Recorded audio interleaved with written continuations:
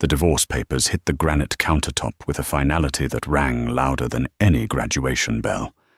Mark adjusted his silk tie, refusing to make eye contact, and muttered, "I need a wife, Serena, not a perpetual student. I'm done carrying you." He walked out the door, convinced he had just cut loose a financial anchor. He had no idea that the student he just abandoned was exactly 45 minutes away from walking into a boardroom to sign the largest biotech acquisition deal of the decade. Mark thought he was divorcing a burden. He didn't realize he was divorcing a woman who was about to become a billionaire. The morning sun filtered through the sheer curtains of the apartment on West 81st Street in Manhattan, casting long, pale shadows across the living room. It was a Tuesday in May. Specifically, it was May 14th, Serena Vance's graduation day. For 3 years, Serena had subsisted on 4 hours of sleep a night, stale coffee, and the sheer force of will. Today, she was finally receiving her doctorate in biochemistry from Columbia University. It should have been a day of champagne and relief. Instead, the air in the apartment was thick enough to choke on. Mark Sterling, her husband of 5 years, stood by the kitchen island. He was dressed in his signature navy bespoke suit, the one he wore when he had to fire someone at his mid-level marketing firm. He checked his Rolex Submariner, a gift Serena had bought him with her savings 2 years ago, and sighed loud enough to be heard in the hallway. "Serena, are you even listening to me?"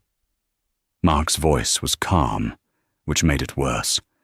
It was the voice of a man who had rehearsed this speech in the mirror. Serena stood frozen near the coffee machine, her hand trembling slightly as she held a mug that said, "Future CEO." She set it down slowly. "I'm listening, Mark. I'm just trying to understand the timing. Today? You're doing this today?" Mark picked up a manila envelope from the counter and slid it across the marble surface.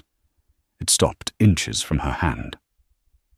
"There is no good time, Serena," he said, his tone dripping with condescending patience. "But frankly, I didn't want to sit through a 3-hour ceremony pretending to be proud of you for delaying adulthood for another few years." The words felt like a physical slap. Serena looked at him, really looked at him. He was handsome in a conventional, polished way, square jaw, expertly styled blonde hair, but his eyes were cold.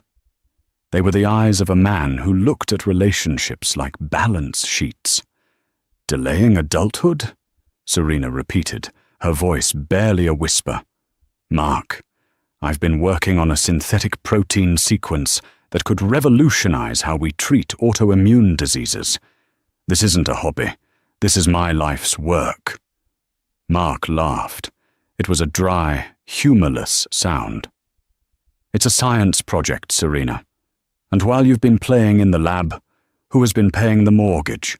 Who has been paying for the dinners, the vacations? Me.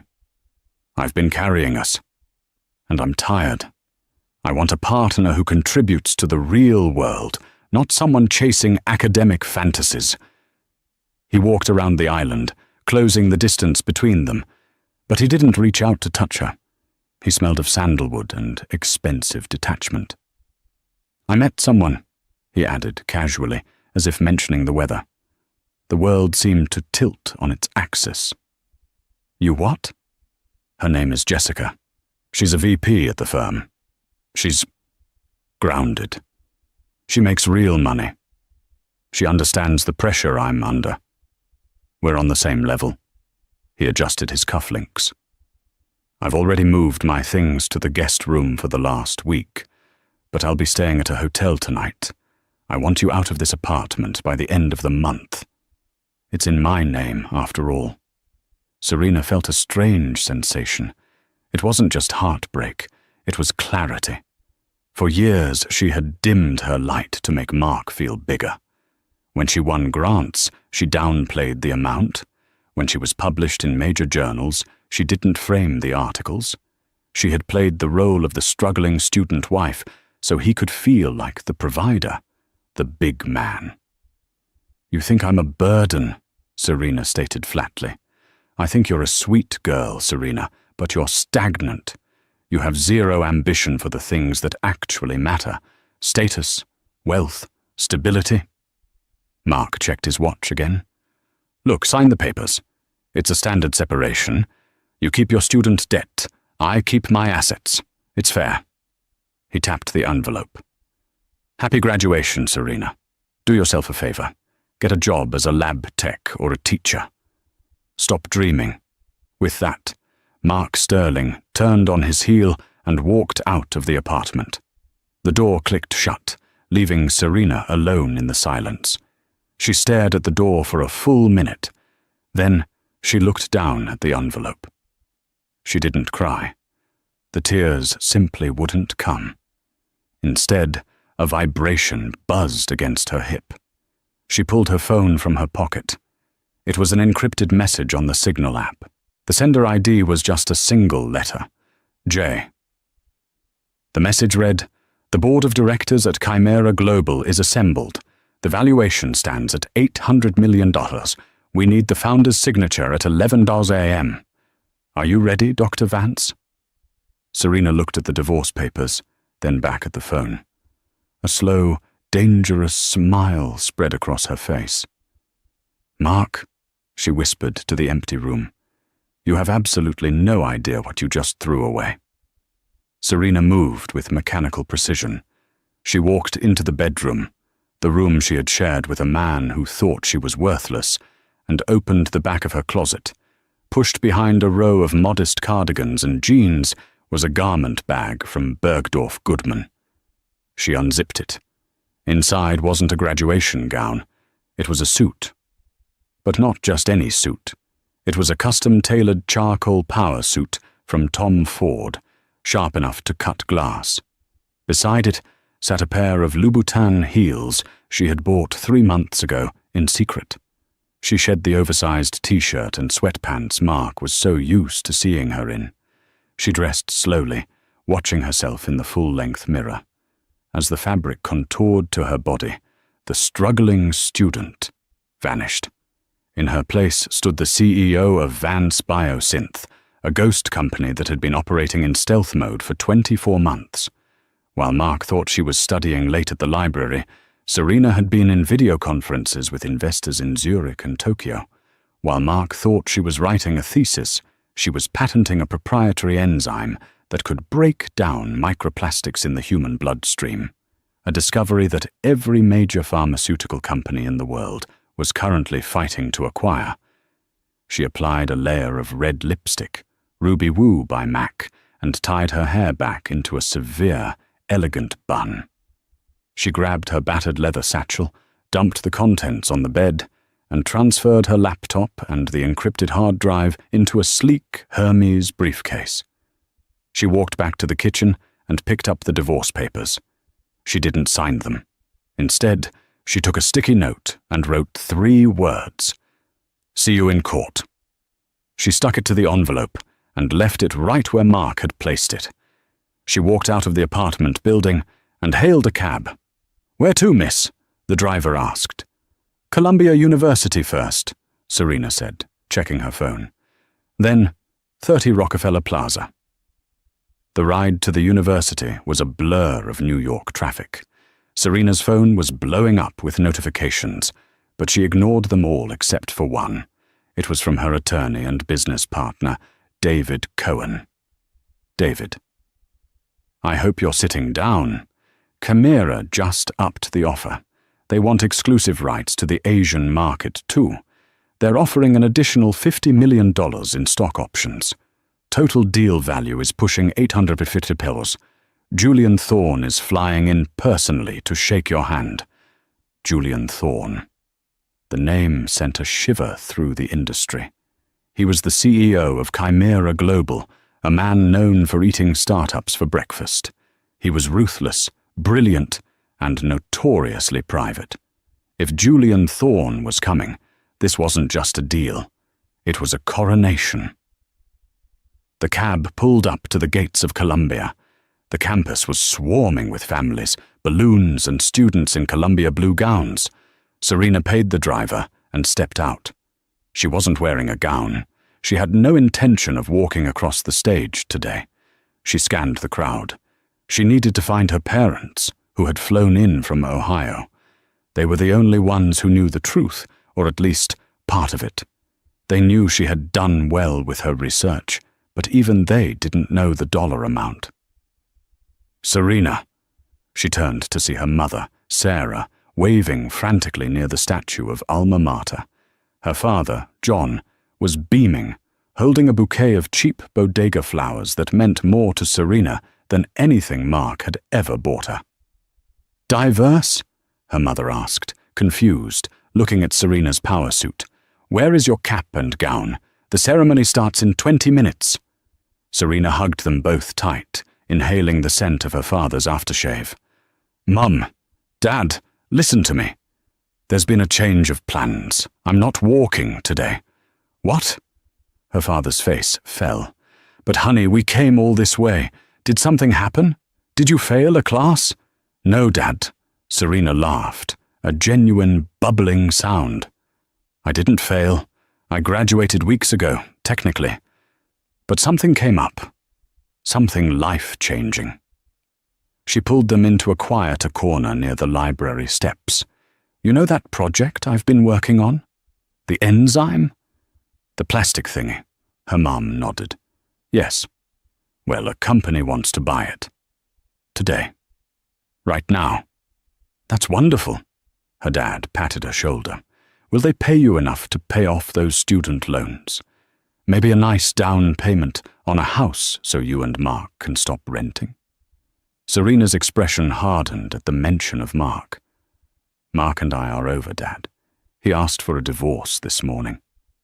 Her parents gasped in unison. "On your graduation day?" Her mother looked ready to fight. "Where is he?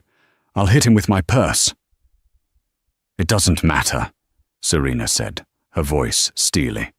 "Because the company buying my research—" "Dad, they aren't paying me enough for a down payment.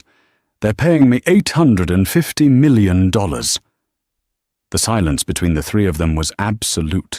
The noise of the marching band in the distance seemed to fade away. 800, her father stammered, his face losing color. "Million? Yes. But I have to go sign the papers now. I need you both to trust me. Go to the ceremony, clap for my friends, and then I'm sending a car to pick you up. We're going to dinner, anywhere you want." "Serena," her mother whispered, grabbing her arm. "Does Mark know?" Serena looked toward the subway station, imagining Mark sitting in his office, flirting with Jessica, thinking he had discarded a dead weight. "No," Serena smiled, and it was terrifying. "He thinks I'm unemployed, and I'm going to make sure he keeps thinking that until I'm ready to bury him." Just then, a sleek black Maybach pulled up to the curb, disregarding the no-stopping signs. A driver in a full uniform stepped out and opened the rear door. "Dr. Vance," the driver said. "Mr. Thorne is waiting." Serena kissed her stunned parents on the cheek. "I'll see you tonight." She slid into the leather interior of the car. As the door closed, sealing her in silence and luxury, she pulled out her phone and blocked Mark's number. The weeping student was gone. The shark had entered the water. The elevator ride to the 65th floor of 30 Rockefeller Plaza felt less like an ascent and more like a pressure equalization chamber. Serena checked her reflection in the polished brass doors. The woman staring back at her wasn't the graduate student who clipped coupons for ramen noodles. She was a predator entering a new ecosystem. The doors slid open, revealing a reception area larger than her entire apartment. It was all minimalist Italian marble, abstract sculptures that looked dangerously expensive, and a silence so profound it felt heavy. "Dr. Vance, right this way." A receptionist with a headset that looked like jewelry gestured toward a set of double-frosted glass doors. Waiting outside the doors was David Cohen, her attorney.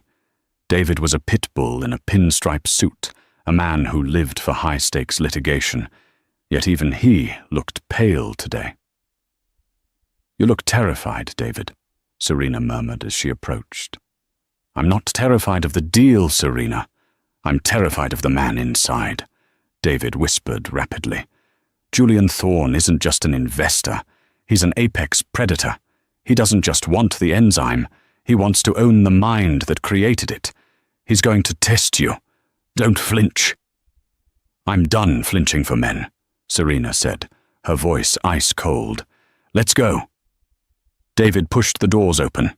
The boardroom of Chimera Global commanded a panoramic view of Manhattan.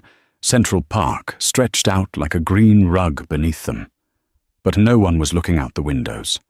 Around a 20-foot table made of reclaimed ancient Kari wood sat 12 men and 2 women representing the highest echelons of global finance and biotech. The air smelled of espresso and aggressive cologne. As Serena entered, the conversation ceased instantly. 14 pairs of eyes assessed her. They expected an academic, perhaps brilliant, but socially awkward in an ill-fitting suit. They didn't expect the vision in Tom Ford that walked in with the stride of a runway model and the eyes of a killer. At the head of the table sat Julian Thorne. He didn't stand up. He didn't need to. Julian Thorne, at 42, possessed a kind of dangerous magnetism that filled the room. He was darkly handsome, with eyes the color of a frozen lake, piercing, intelligent, and utterly devoid of warmth. He was tapping a solid gold fountain pen against the table in a slow, rhythmic beat. "Dr. Vance," Thorne said. His voice was a low baritone that seemed to vibrate in the floorboards. "You're late." It was a power move. She was exactly on time. "Mr. Thorne," Serena replied, gliding to the empty chair at the opposite end of the table, deliberately not taking the seat offered next to him. She placed her briefcase on the table with a decisive clack. "Punctuality is relative when you're holding the keys to the next trillion-dollar industry. I assume we can skip the pleasantries?" A ripple of surprised murmurs went around the table. Nobody spoke to Julian Thorne like that. Thorne stopped tapping the pen. A ghost of a smile touched the corner of his mouth. "Indeed. My analysts have spent the last 48 hours trying to tear your patent application apart. They failed. Your synthetic enzyme, Vance Protocol Alpha, actually works. It breaks down polyethylene terephthalate in the human bloodstream at a rate of 94% within 24 hours. 96%, Serena corrected him smoothly. "I ran a final optimization simulation this morning before my previous engagement." Thorne leaned forward. "Impressive. But science in a lab is different from global scalability. Chimera Global isn't interested in science projects. We're interested in market dominance. Why should I trust a newly minted PhD with no corporate experience to head the research division of an $850 million acquisition?" This was the test. Mark would have crumbled under this gaze. Mark would have stammered about his credentials. Serena leaned forward too, matching his intensity across 20 feet of rare wood. "Because, Mr. Thorne, I'm not just a scientist. I'm someone who spent 5 years starving in a basement lab while everyone told me it was impossible, all while managing a household for a man who thought my work was a cute hobby. I understand efficiency because I had to create greatness with 0 resources. You're not buying my corporate experience. You're buying my hunger, and right now, I'm starving." The silence stretched for 5 agonizing seconds. Thorne stared at her, his cold eyes assessing every micro-expression on her face. He was looking for fear. He found none. Thorne slowly capped his gold pen. He stood up. The entire room seemed to hold its breath. "Gentlemen, ladies," Thorne said, his eyes never leaving Serena's, "give us the room." It wasn't a request. The 12 executives and David Cohen scattered like cockroaches when the lights turn on. Within 30 seconds, Serena Vance and Julian Thorne were alone in the vast boardroom. Julian Thorne walked slowly around the table. Up close, he was even more intimidating. He was taller than he looked, and he moved with the coiled grace of a panther. He stopped a few feet from Serena, leaning casually against the window, the city sprawling below him. "You're angry, Dr. Vance," Thorne observed quietly. It wasn't an accusation, it was a statement of fact. "Is that relevant to the acquisition?" Serena asked, keeping her guard up. "It's entirely relevant. Emotion drives innovation, or it destroys it.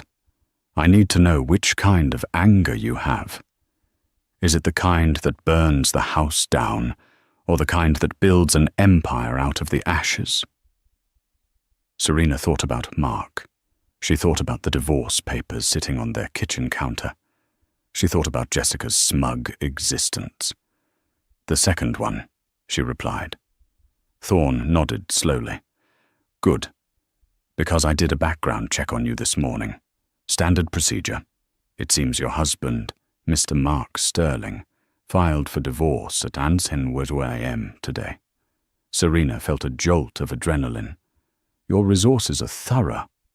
They are absolute.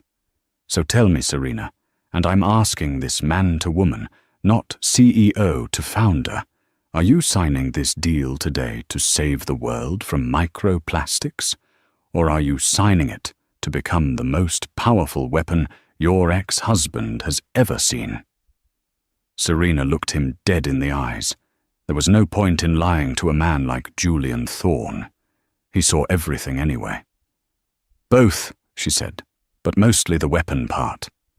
For the first time, Julian Thorne laughed.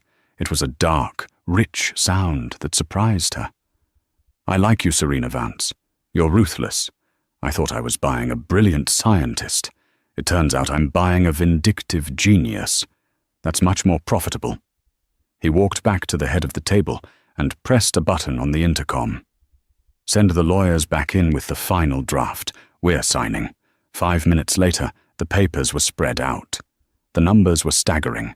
$850 million total valuation, $400 million up front in cash, the rest in stock options and performance bonuses over 3 years.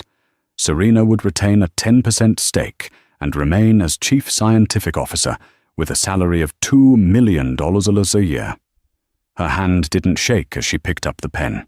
She signed her name, Dr. Serena Vance. With that signature, the struggling student ceased to exist. She was now one of the wealthiest self-made women in New York City. David Cohen looked like he might faint from relief. Thorne merely popped open a bottle of vintage Dom Perignon that had appeared from a hidden refrigerator. He poured 2 glasses and handed one to Serena. "To partnerships born in hell," Thorne toasted, clinking his glass against hers. The champagne tasted like victory. Cold, sharp, and expensive victory. While Serena was sipping $100 bubbly in a penthouse boardroom, Mark Sterling was checking into the Standard Hotel in the meatpacking district. The room was overpriced and trendy, exactly the kind of place Mark thought successful men stayed. He threw his suit jacket on the bed and loosened his tie, a profound sense of relief washing over him. He picked up his phone and dialed. "Hey, baby," he murmured when Jessica answered. "Did you do it?" Jessica's voice was husky. She was currently in her office at Mark's firm, pretending to work on a spreadsheet. "It's done. I dropped the bomb this morning. God, you should have seen her face. She looked like a kicked puppy. I almost felt bad." "Almost?" Mark laughed, pouring himself a whiskey from the minibar. "Did she cry?" Jessica asked cruelly. Surprisingly, no. She just stood there, in her pajamas, looking pathetic. "I told her to be out by the end of the month. Finally, Jess. No more dead weight. No more financing her endless studies. We're free." "Good," Jessica purred, "because I booked us a table at Le Bernardin tonight to celebrate. It's going to cost a fortune." "Baby, I just shed a major financial liability. We can afford it. I'm the man of the house now. I make the real money." Mark hung up, feeling like the king of New York. He walked to the window and looked out at the city. He felt lighter, unburdened. He had traded in an old, boring model for a sleek, new, ambitious one. His phone buzzed with an email notification. It was an automated alert from his bank. Subject: Joint account alert. Overdraft warning. Mark frowned. He clicked open the email. "Your joint checking account ending in 44590 has been overdrawn by $12,500. The current balance is $12,450. Mark stared at the screen. That was the account he used to pay the mortgage. The account he had explicitly told Serena not to touch 2 years ago when he took over the finances for her own good. "What the hell, Serena?" he muttered, anger replacing his relief. She must have gone on a spiteful shopping spree the second he left. A pathetic, last-ditch effort to hurt him. He was about to call her and scream at her, to tell her he was cutting off her access immediately, when another notification popped up. This one was from a real estate app he had forgotten he even had installed. Alert. New listing in your building. Penthouse A, 81st Street. Listed for $22,000 month. Mark felt a cold knot form in his stomach. Penthouse A? That was the top floor of their current building. The one with the wraparound terrace that he always gazed at with envy. Who could afford $22,000 a month in rent? His phone rang. It wasn't Serena. It was the building superintendent. "Mr. Sterling. Hi, it's Gary downstairs. Listen, I'm confused. I just got a work order from the owner of Penthouse A. They want me to move all the furniture from your unit, apartment 4B, up to the penthouse immediately." Mark gripped the phone tighter. "Gary, what are you talking about? I didn't rent the penthouse, and I certainly didn't authorize moving my furniture." "Well, that's the thing, Mr. Sterling. The lease wasn't signed by you. It was signed about 20 minutes ago by Dr. Vance. She paid a full year's rent up front, in cash. She said to move her things up and to leave yours on the curb." Mark Sterling drove his leased BMW X5 like a maniac up Amsterdam Avenue, weaving through taxi traffic and blasting his horn. The euphoria of his freedom had evaporated, replaced by a frantic, clawing confusion. Gary must be insane, Mark thought, his knuckles white on the steering wheel. Serena doesn't have $20, let alone 20,000. She probably forged a check. She's having a breakdown. "That's it," she snapped. He clung to this theory because the alternative was too terrified to entertain.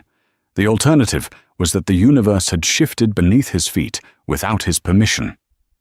He screeched to a halt in front of their pre-war building on West 81st Street. He didn't even bother parking properly. He just threw the car into park next to a hydrant and jumped out. The scene on the sidewalk stopped him cold.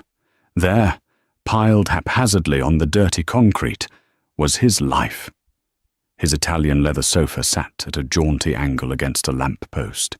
His collection of vintage vinyl records was stacked in a cardboard box that was slowly getting wet from a leaking air conditioner above. And there, fluttering in the gentle breeze like surrendered flags, were his silk ties. Gary, the building superintendent, was standing guard over the pile with a clipboard, looking apologetic. "Gary!" Mark roared, storming over. "What the hell is this? I'm going to sue the building. I'm going to sue you personally." Gary held up a hand. "Mr. Sterling, please, I'm just following orders from the tenant of Penthouse A." "I am the tenant of apartment 4B," Mark shouted, grabbing a handful of his own shirts from the pile. "Serena has no right to do this. She's my wife." Actually, a cool voice drifted from the building's entrance. "According to the papers you served me this morning, I'm just a financial burden you needed to offload." Mark spun around.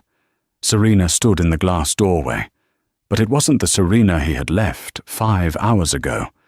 that Serena wore oversized sweats and looked tired.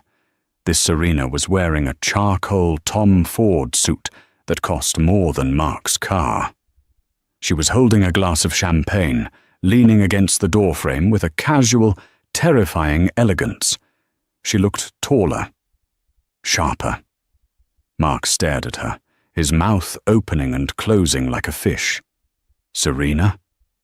Where did you get that suit? Why are my things on the street? Serena took a sip of champagne. Well, Mark, you said you wanted me out of apartment 4B by the end of the month. I decided to leave early. I moved upstairs.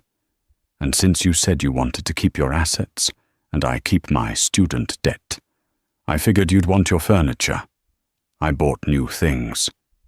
Better things. You can't afford Penthouse A. Mark laughed, a desperate cracking sound. You can't even afford the electric bill, Serena. Stop this charade. Who gave you the money? Did you borrow it from your parents? They're going to be bankrupt because of you. Serena didn't answer. She simply pointed a manicured finger toward the corner of 81st and Columbus, where a massive digital billboard sat atop a bank building. Look, she said. Mark turned. The billboard was cycling through news headlines.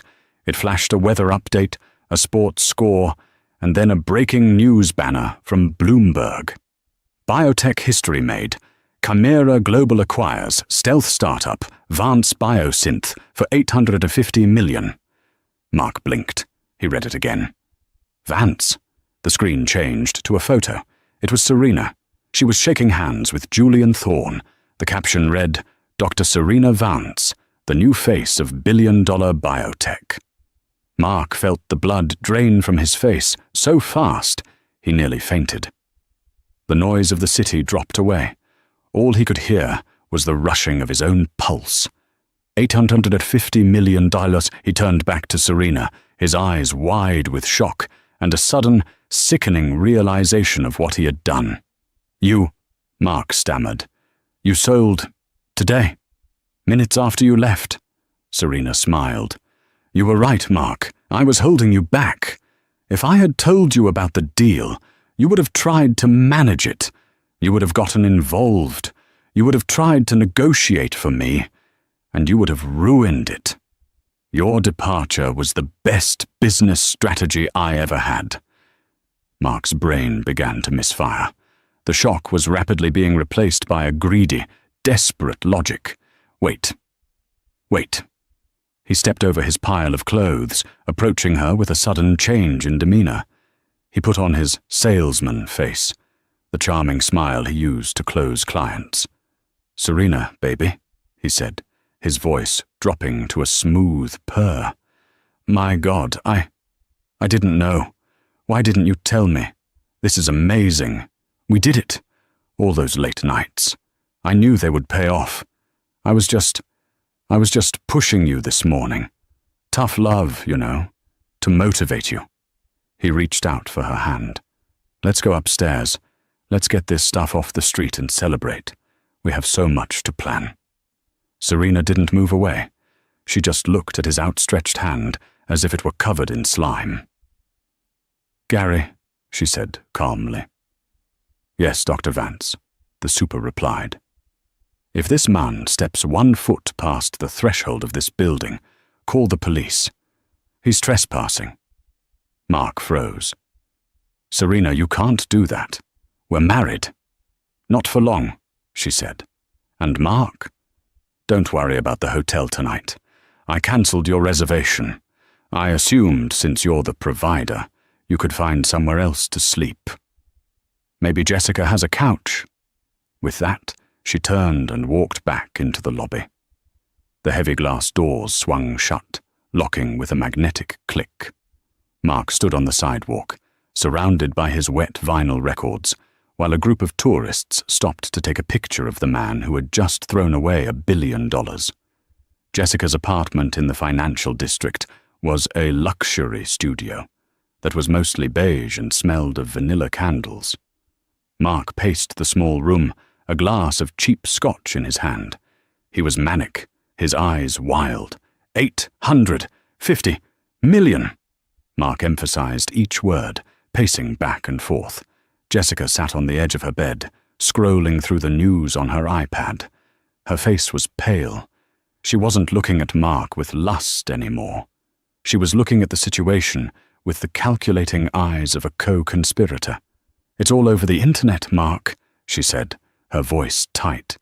"Forbes just put up an article. The Cinderella scientist. They're calling her the next Elizabeth Holmes, but with actual science. She's really rich." Mark stopped pacing and slammed his glass down on the table.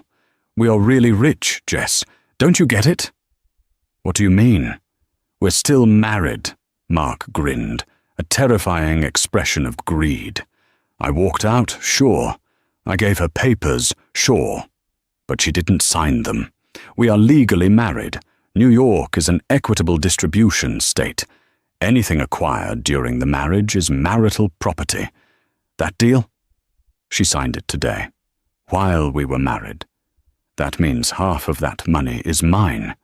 He grabbed Jessica by the shoulders. $425 million, Jess. Do you know what we can do with that? I can quit the firm. We can buy an island. She thinks she won? She just made me the richest man she knows. Jessica's eyes lit up. The greed was contagious. "Are you sure? Legally?" "I'm positive. It's the law." Mark pulled out his phone. "I'm calling my lawyer right now. We're going to freeze her assets before she spends a dime." An hour later, Mark was sitting in the office of Arthur Finch, his divorce attorney. Arthur was a weary man with a stain on his tie, the kind of lawyer you hired when you wanted a cheap divorce, not a high-stakes corporate litigation. Mark had spent 20 minutes screaming his theory at Arthur. "She signed the deal at 11:30 a.m. I have the timestamp from the press release. We were married." Arthur Finch adjusted his glasses and looked at the paperwork Mark had slapped on his desk earlier that morning. He looked at the date stamp on the filing. He looked at Mark with a mixture of pity and disbelief. "Mark," Arthur said slowly, "you filed the divorce petition this morning at 9 a.m. "So what?" Mark snapped. "She hasn't signed it yet. The divorce isn't final." "In the state of New York," Arthur explained, his voice sounding like he was explaining gravity to a toddler. "The date of commencement for a matrimonial action is defined as the date the summons is filed. That cuts off the accumulation of marital assets." Mark stopped breathing. "What?" "The moment I filed these papers for you at 9 a.m., Arthur tapped the document, "the economic partnership of your marriage effectively ended in the eyes of the court. Any debt she incurs after 9 a.m. is hers alone, and any assets she acquires after 9 a.m. are hers alone." The room went dead silent. The hum of the air conditioner sounded like a roar. "But," Mark's voice was a squeak, "but we're still married. Technically, yes, but financially, you severed the tie 2 hours before she became a billionaire." Arthur took off his glasses and rubbed the bridge of his nose. "If you had waited until tomorrow, if you had waited until dinner to give her those papers, you would be entitled to 50%. But because you were in such a rush to get rid of her, you missed the window by 2.5 hours. Mark stared at the wall. The math crushed him. 2.5 hours. 150 minutes. If he had just stayed for coffee. If he had just waited to be cruel. Is there any way around it?" Mark whispered. "Can we withdraw the filing? Say it was a mistake?" "We can try," Arthur sighed. "But she has David Cohen representing her now. I saw it on the news. Cohen is the best shark in the city. If we try to claim the filing was a mistake, Cohen will pull security footage of you leaving the apartment, texts of you telling your girlfriend you did it. Mark, you're cooked. You handed her the golden goose and then locked yourself out of the barn." Mark slumped in his chair. He felt physically ill. His phone buzzed. It was Jessica. "Jessica, my friend in HR just told me Serena Vance just bought a 51% controlling stake in our marketing firm. Is that true? Mark, answer me." Mark stared at the text. "She bought the firm?" The phone buzzed again. "Jessica, Mark, the CEO just called an emergency all-hands meeting. Serena Vance is on the video screen. She's firing the entire executive board. Mark, she knows about us. She knows about everything." Mark dropped the phone. It clattered to the floor, the screen cracking. He realized then that Serena wasn't just satisfied with keeping the money. She was coming for the scraps he had left. She wasn't just a scientist. She was a dissectionist, and she was about to take him apart, piece by piece. The lobby of Apex Strategy Group was usually a hive of aggressive energy, filled with junior associates, sprinting with coffee, and partners shouting into phones. When Mark Sterling burst through the revolving doors 20 minutes after dropping his phone, the silence hit him like a physical blow. It wasn't empty. It was paralyzed. Receptionists were whispering behind their hands. Associates were huddled in cubicles, staring at screens that showed the plummeting stock price of their own agency, followed by the jagged spike of a massive buy order. Mark ran toward the elevators. His security badge didn't work. The light flashed red. "Access denied." "Hey!" Mark shouted at the security guard, a man he had ignored for 5 years. "Open the gate! My badge is malfunctioning." The guard looked at him, then down at a clipboard, then back at him. "It's not malfunctioning, Mr. Sterling. Your clearance has been revoked, pending the emergency board meeting. You'll have to take the freight elevator to the conference floor. Escorted." Mark felt the humiliation burn his neck. "I am a senior vice president." "Not anymore, buddy," the guard muttered, stepping out from behind the desk. "Come with me." Mark was marched into the freight elevator, which smelled of cleaning solvent and trash bags. When the doors opened on the 40th floor, he stepped into a scene of corporate execution. The glass walls of the main conference room were unfrosted, transparent for all to see. Inside sat the managing partners of the firm, men who had been Mark's mentors, his drinking buddies, his idols.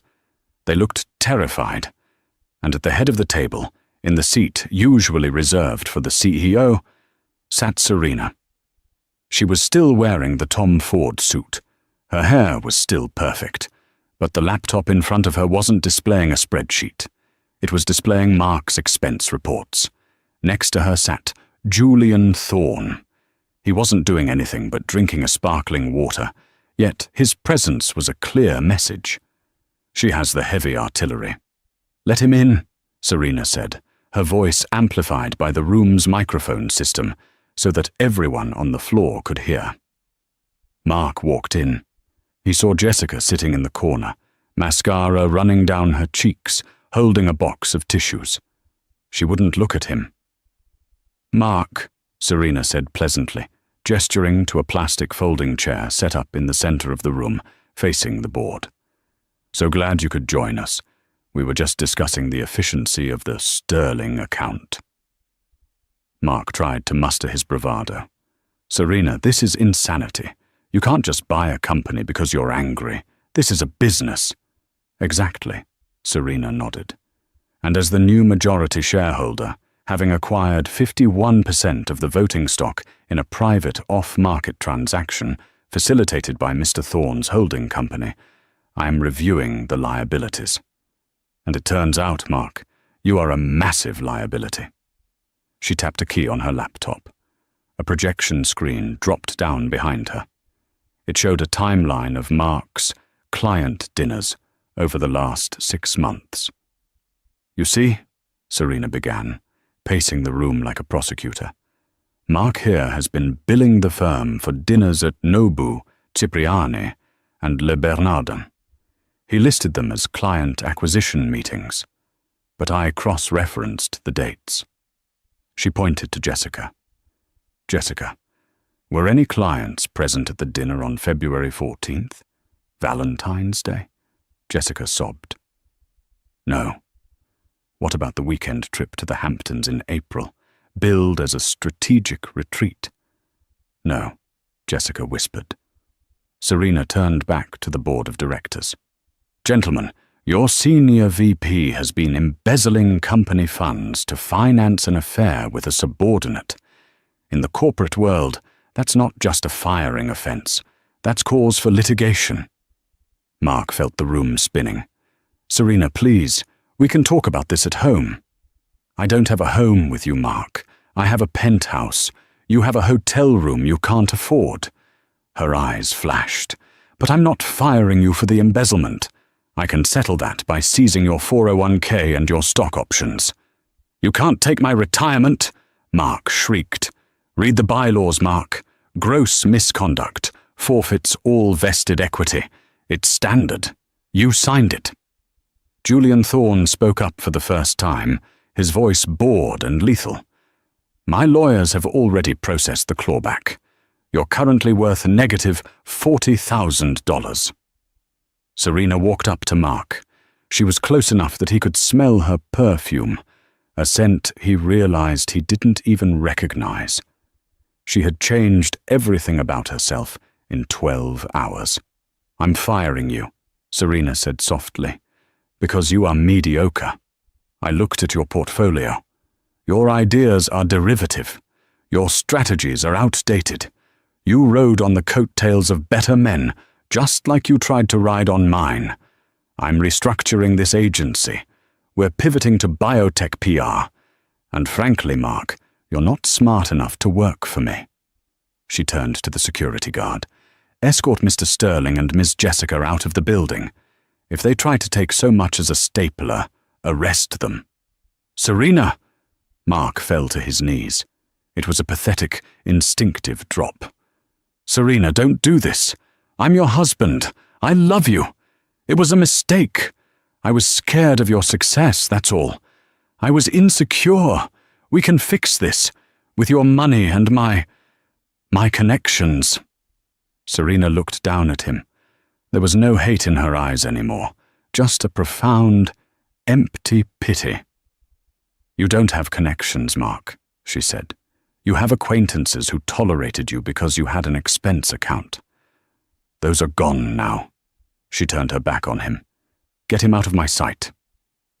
As the guards dragged Mark Sterling out of the office, he had once strutted through like a king.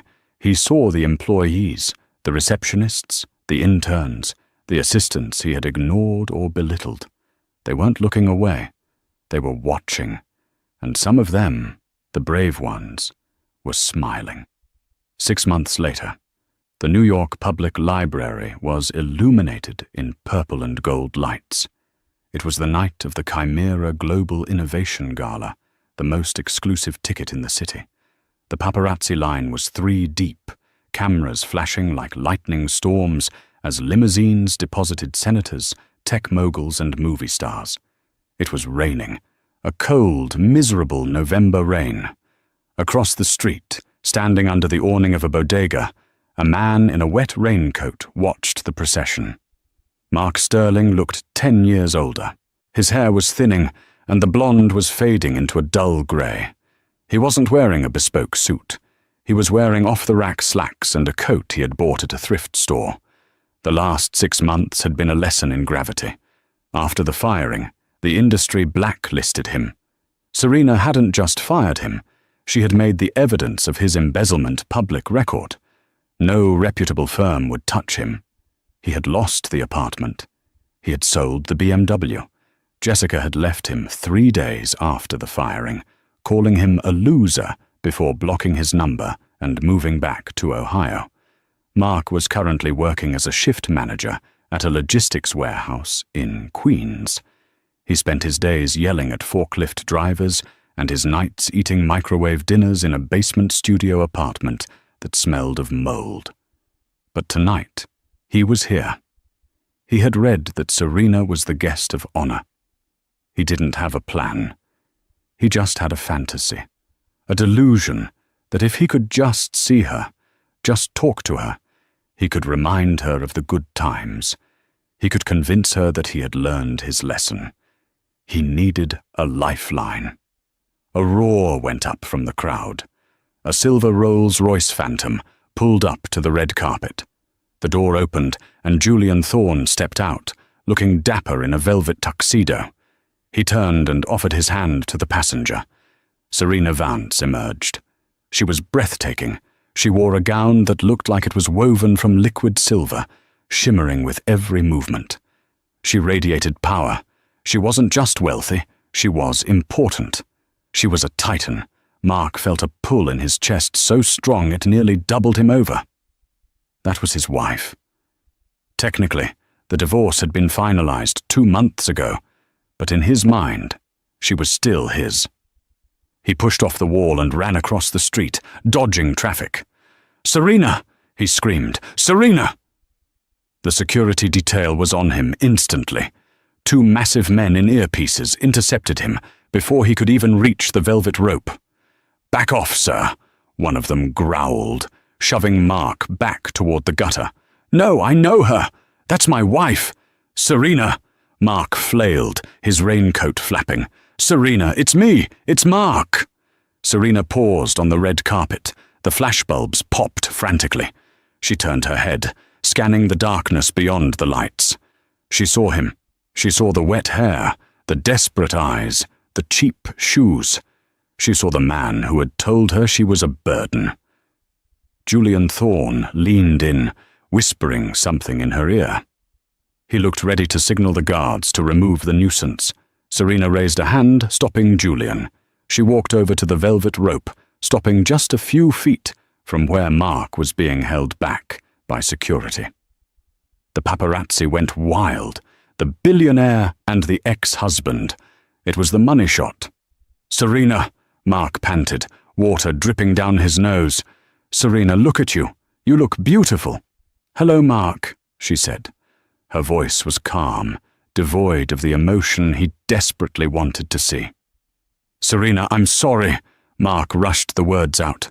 "I'm so sorry. I've lost everything. I'm living in a hole. I have nothing. Please, I know I messed up. But we had something real once. Can't you help me? Just a little? For old times' sake?" He looked at her with the eyes of a beggar. "I was your husband." Serena looked at him, and for a second Mark thought he saw softening. He thought he saw the old Serena, the one who would do anything to make him happy. Then she smiled. It was a sad, distant smile. "You weren't a husband, Mark," she said, loud enough for the reporters in the front row to hear. "You were an anchor, and I finally cut the rope." "But I made you," Mark shouted, desperation turning to anger. "If I hadn't pushed you, if I hadn't divorced you, you wouldn't be here. You owe me. I was the catalyst." Serena laughed. It was a light, airy sound that cut through the rain. "You're right," she said. "You were the catalyst. I suppose I should thank you." She reached into her small, diamond-encrusted clutch. Mark's heart leapt. Was she going to give him a check? Cash? She pulled out a single coin. It was a quarter. She flicked it over the velvet rope. It landed in the puddle at Mark's feet with a tiny splash. "Call someone who cares," Serena said. She turned around, took Julian Thorne's arm, and walked up the stairs into the light and warmth of the gala, never looking back. Mark stood in the rain, staring down at the quarter in the mud. The cameras flashed a few more times, capturing the pathetic image of a man who traded a diamond for a stone, before the photographers lost interest and turned their lenses back to the stars. Mark was left alone in the dark, soaking wet, finally understanding the true cost of the graduation day he thought would set him free. He was free, all right. Free of money, free of love, and free of dignity. And as the heavy doors of the library closed, sealing out the cold, Mark Sterling realized that some deals can never be renegotiated. Mark Sterling learned the hard way that arrogance is the most expensive luxury in the world. He thought he was discarding a broken stone, only to realize too late he had thrown away a diamond just before it was polished. His story is a brutal reminder that we should never underestimate the people we claim to love, and that the tables of life can turn in the blink of an eye. Karma doesn't always scream. Sometimes it just signs a contract. What would you have done if you were Serena? Would you have given him a second chance, or did he get exactly what he deserved? Let me know your thoughts in the comments below. If you enjoyed this story of justice and karma, please smash that like button. Share this video with a friend who needs to see it, and don't forget to subscribe and hit the notification bell so you never miss a story. See you in the next video.